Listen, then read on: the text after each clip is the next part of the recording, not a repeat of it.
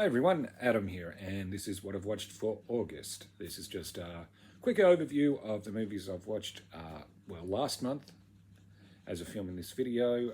It's basically movies I haven't seen or movies I watched at the cinema, so let's begin.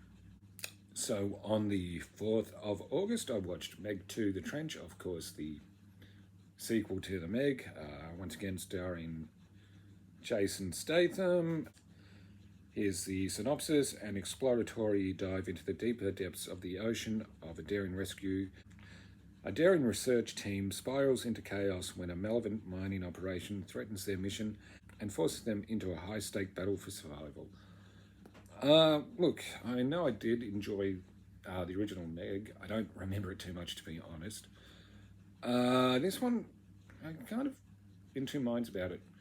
I found the first half, it kind of dragged on a little bit. There's a bit of action, but not enough. And I thought there would have been a bit more Meg action. There's not that much shark action in this. I mean, there's some, and some other big creatures. Yeah, I'll be honest, I was a little disappointed by it. But, I mean, I always enjoy watching Jason Statham. He's been his usual Jason Statham-y self. On the 6th of August, I watched Gran Turismo. This is the synopsis for this one is the ultimate wish fulfillment tale of a teenage Gran Turismo player whose gaming skills won him a series of Nissan competitions to become an actual professional race car driver. This is based on the true story. I'm sure they've taken some liberties with it. Most true stories do. But I actually enjoyed this. I thought this was actually quite good. Whereas it's not really based on the video game. It sort of is. The video game is actually a plot device. And this was actually quite good. And there was a really good performance from David Harbour, who kind of plays their coach and trying to train, gamers to be actual race car drivers. I did see one review from a certain company saying, oh, they're too busy about sprigging their Sony and PlayStation products. But it's a movie made by Sony and PlayStation Studios, so of course they're going to do it. And I didn't have a problem with it. I mean, it doesn't overshadow the plot or anything, to be honest. Yeah, but actually, I thought this was really good. I've only played a couple of games in the series. I'm not a big racing fan, but I enjoyed this. I thought it was well made. I think the three main leads, Archie Madekwe, like I said, David Harbour and Orlando Bloom, all give pretty good performances. I don't think you have to be into the game to enjoy it, to be honest. But yeah, this was actually a pleasant surprise to me.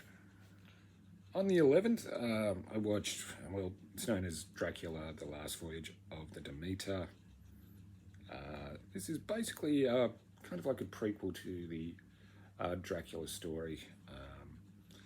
The synopsis is, the legend of Dracula is born. The crew of the merchant ship Demeter attempts to survive the ocean voyage from Carpathia, I can never say that, to London, as they are stalked each night by a merciless presence aboard the ship. Good things are, I kind of like the setting on a boat, or a ship technically. I didn't hate it. I think it looks great and it is well acted, but I just thought this, for a Dracula film, it was lacking a bit of bite. I'm so sorry. Not really. But yeah, like I said, visually it's great. Yeah. But I know a lot of other people really enjoyed it. Like I said, I didn't hate it. There is some entertainment value. But yeah, I just felt it was lacking something. On the 16th, I watched Stray. It's a talking animal film where the animals swear a lot. Here's the synopsis. When Reggie is abandoned on the main city streets by his low-life owner, Doug, Reggie is certain that his beloved owner would never leave him on purpose.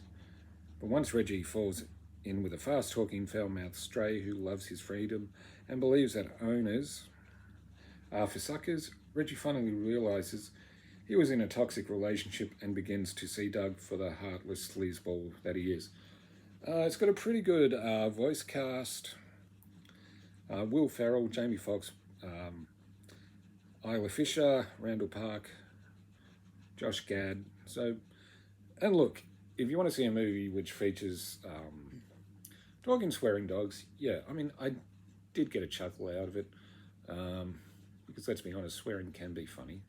I guess animation of the dogs when they're talking looks pretty good too, where you can just turn your brain off and just have a bit of fun with it.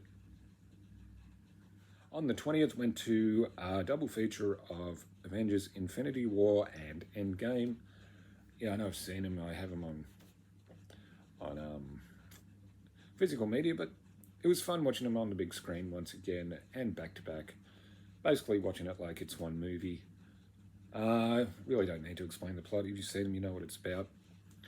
Some people would probably say they're the last of the really good Marvel movies. Yeah, but still, Josh Brolin as Thanos is still the highlight of those movies.